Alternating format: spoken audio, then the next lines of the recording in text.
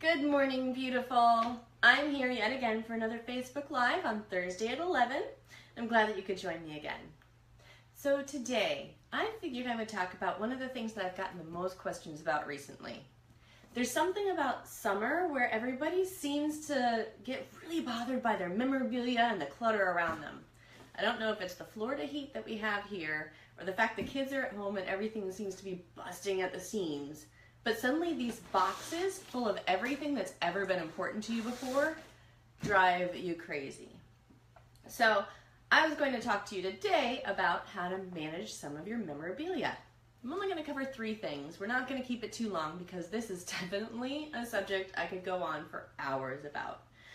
But those 3 things are clutter-free souvenir ideas. So if you're going on vacation or doing some kind of an event this summer, I've got a few ideas for ways to keep your souvenirs a little bit more under control so they don't take up quite so much space in a box or on a shelf.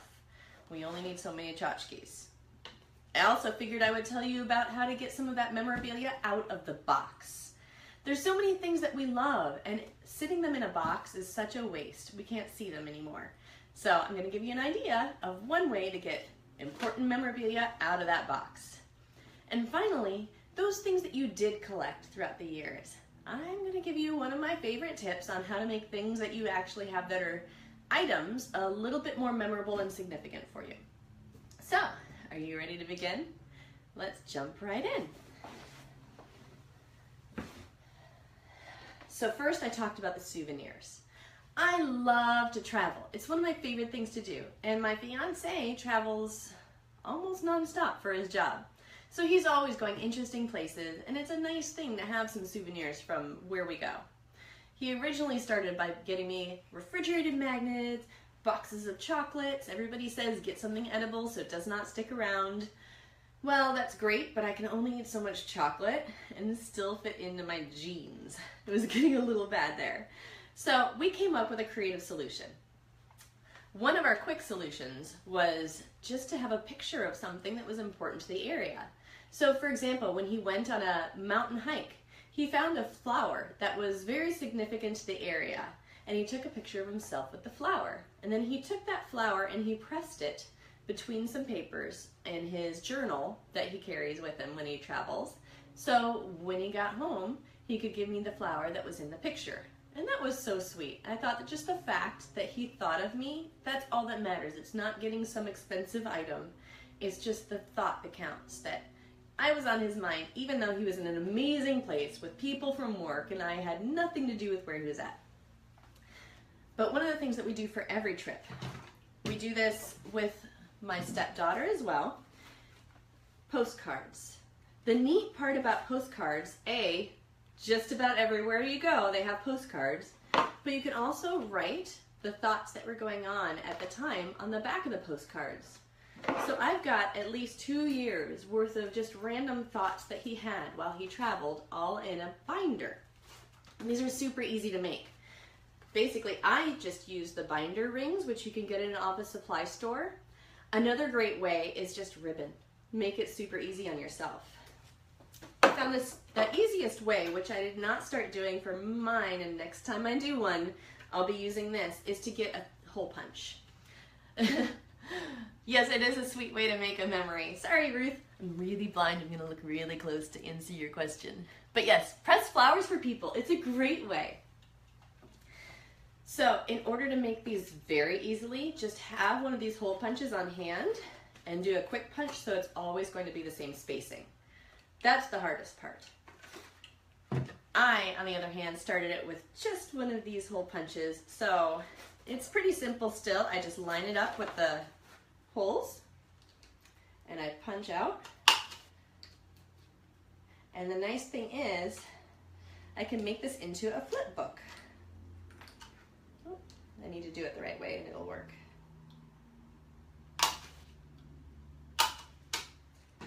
So now that I have my new one, I can easily add it with the binder rings. They open, and I can just add it back in. And I can switch to whichever one of these I want. It stands up on our bookshelf on its own. Once you get a few of these on, then it's absolutely no problem to get it to stand. As you can see, it sits on my bookshelf like this. I can pick whichever I want to be on the front, and it'll just stand up. So I have all these beautiful memories of different places he was and what he was thinking at the time. And I do the same for him, and we also do this for our stepdaughter. Whenever we go on a trip, we bring back just a postcard. We don't even mail it to ourselves.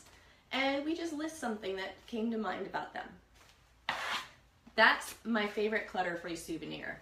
Anything that's small and you can create a tradition out of really works well though. If you are a magnet person, your refrigerator might not be the best place. You might just want to get a big metal sheet and frame it. And all of your magnets can go on there in the wall instead of making the kitchen look a little bit more cluttered, because we all know the kitchen can get a little insane.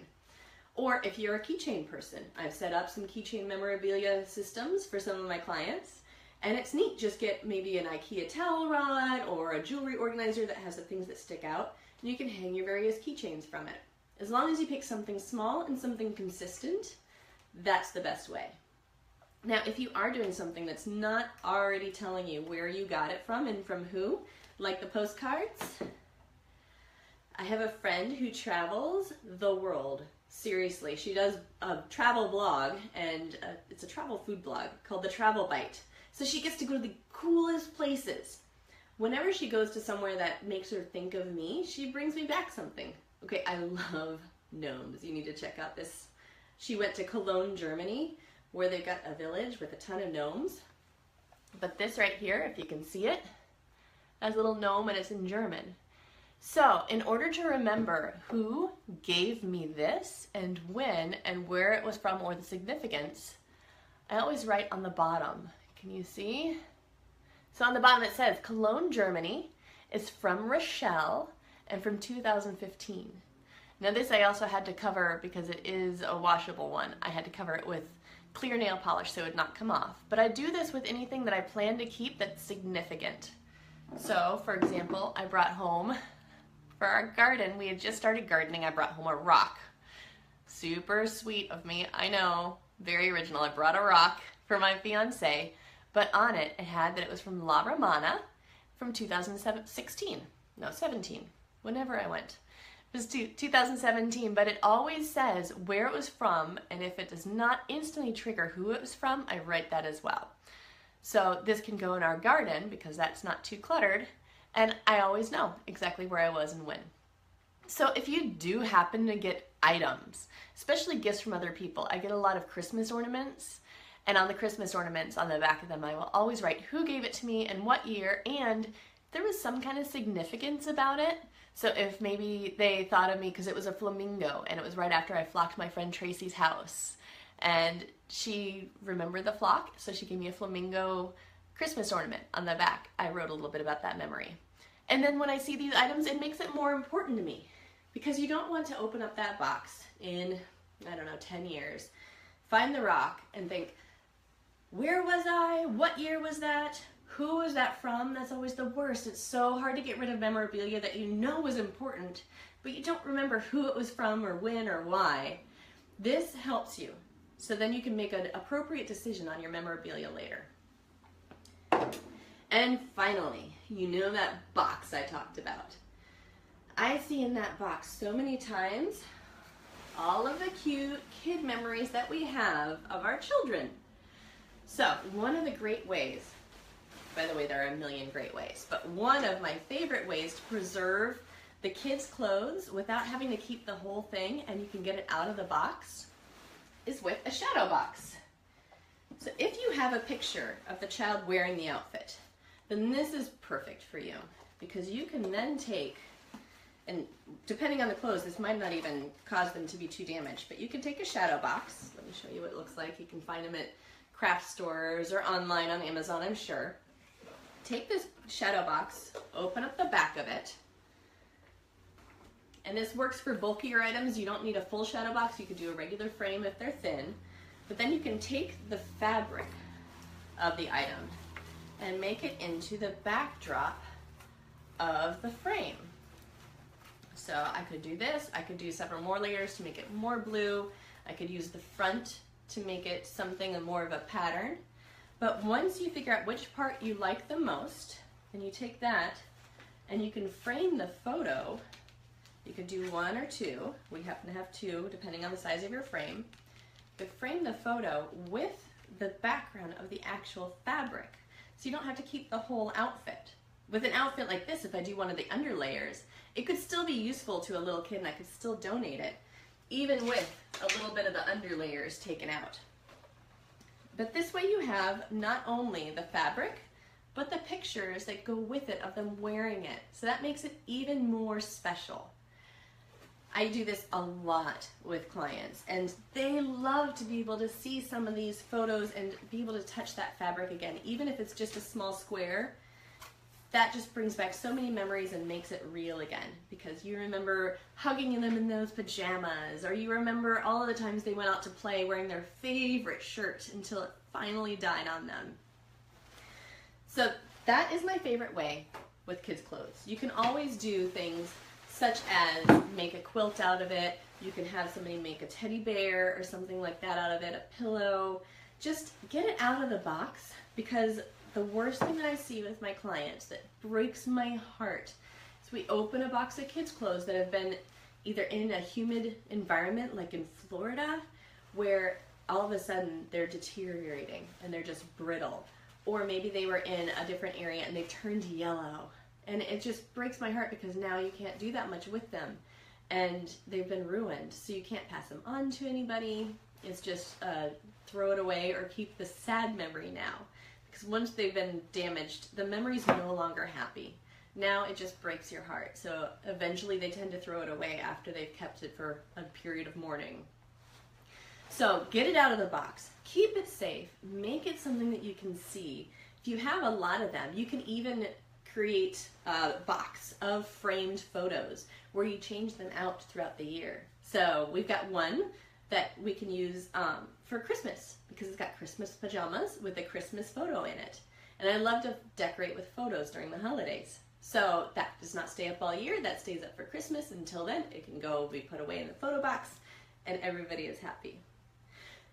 Speaking of, if you need help with your photos, we do help with photos and we do virtual organizing. So if you need any ideas, you can sign up for virtual organizing or one-on-one if you're in the Central Florida area, and we can help you with your photos and get those scanned and get those actually useful for you.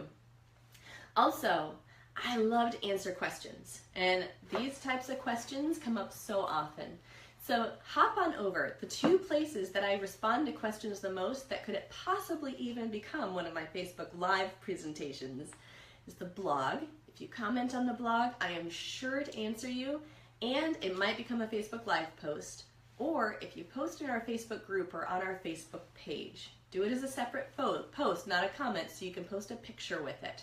And that will help me, and I can give you an answer for free, no charge, right there, so that everybody else can benefit as well.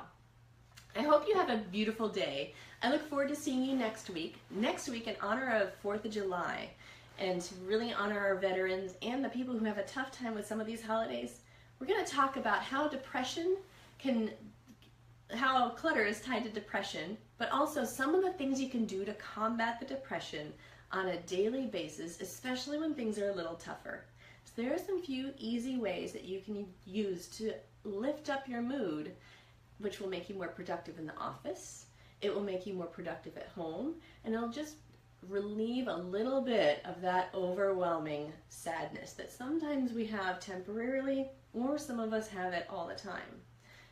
Join me next week, 11 a.m., the Spark Facebook page, and I will see you then for another Facebook Live. Catch you later. Have a beautiful day, and I love you.